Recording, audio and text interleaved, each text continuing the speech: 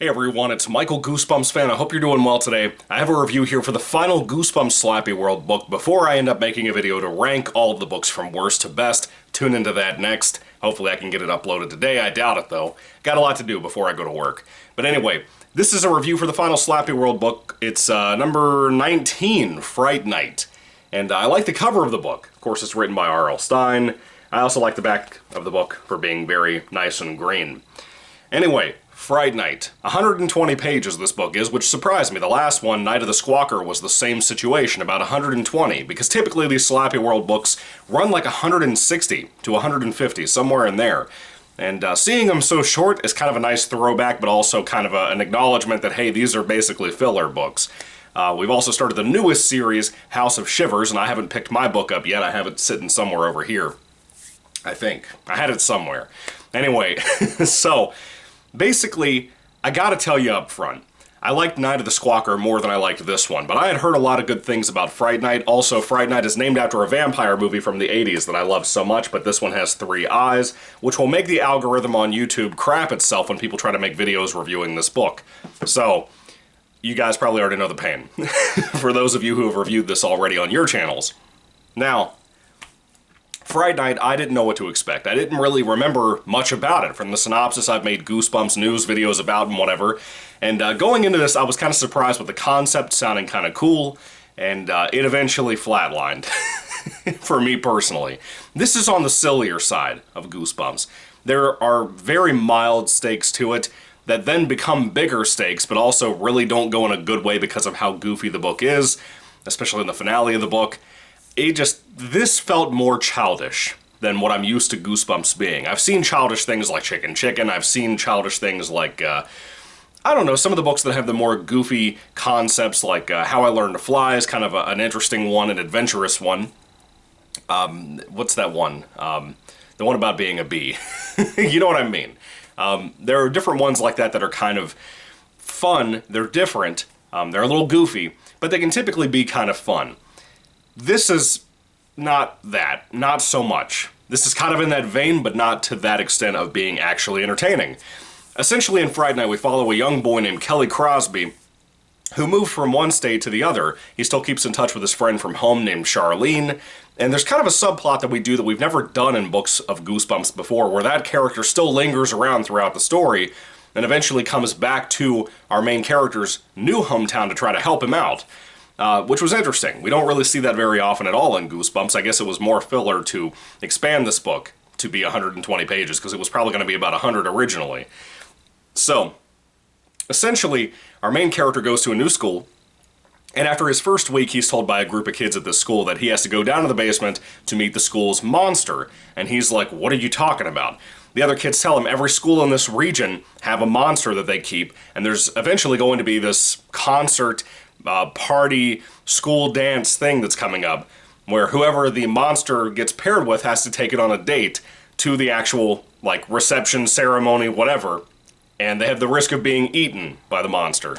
As soon as he meets the monster, and it's this big burly thing here from the cover, with kind of generic monster from the 1950s, as soon as he meets the thing hates his guts. Almost immediately. He tries different things people tell him to do to see if he can get on its good side, hopefully not having to be the monster's date to this dance called Fright, and that does not go well. Does that sound goofy to you? I hope so, because it is. It's very goofy, and the rest of the book plays out like that. When you have solutions to figuring out how to deal with a monster being things like juggling, and being things like eggs being stirred up and given in a bowl to the monster, when you have things like that trying to be the solution of how to make the situation a little bit less worse, you know, you don't really have a good read here. This book, it kind of sucks, just a little bit. To be the final SlappyWorld book, it's kind of a letdown. I wish the final book of this era had been Slappy Beware, but of course that's kind of debatable on whether that's a SlappyWorld book or not. I consider it to be, even though it's not written on the cover of the book. That's just me, though. Fright to be the final one is very disappointing, in my personal opinion. But a lot of these filler books feel that way. I find it odd to end SlappyWorld on a book that's not a Slappy book. That's very strange to me. The slappy interruptions throughout the book are okay. They're not very clever like the previous ones. Even the last one, Night of the Squawker, had better interruptions of slappy throughout the story, making little jokes and puns for a page. They were better in that book than they were in this book. The overall concept and execution of the previous book, Night of the Squawker, I liked better than this book, which is very, very strange, as I said. I don't really think I have much more to say about this one. Fright Night just... it really doesn't have much going for it. It's kind of a massive letdown, kind of like Please Don't Feed the Weirdo, or Attack of the Jack, I think is what it's called, Attack of the Jack, right? Jack Attack? I don't know. Who cares? It's one of those ones from the SlappyWorld era that not only can the book have a disappointing concept, but have a really rough ending. And that's not uncommon with SlappyWorld at all. SlappyWorld's one of the weakest series of the entire franchise, which is a bummer. But overall, Fright Night, I don't hate it, I don't despise it or anything. It's trying to be silly. It's trying to be goofy.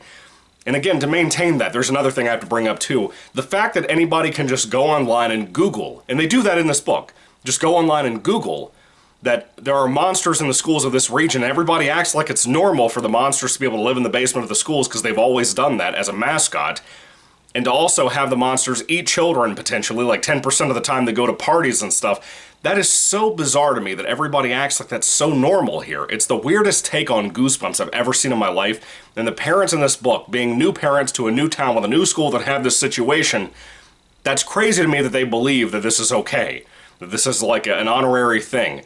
It's crazy. It's absolutely, it makes no sense, dude.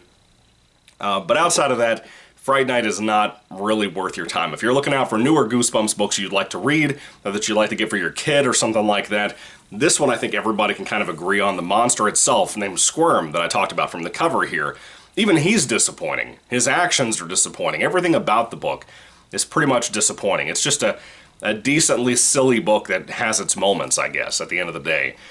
But overall, Goosebumps SlappyWorld number 19, Fright Night, the final one, is a very weak one. If I had to rate it on a 5-star basis, I'd give it like a 2 out of 5 stars. I'm not really a fan of this one at all.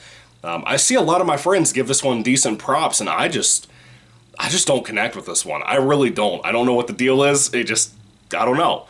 But anyway, hopefully the next book, the current final book, House of Shivers, from the new series, it's book number 1 of House of Shivers, scariest book ever is its title.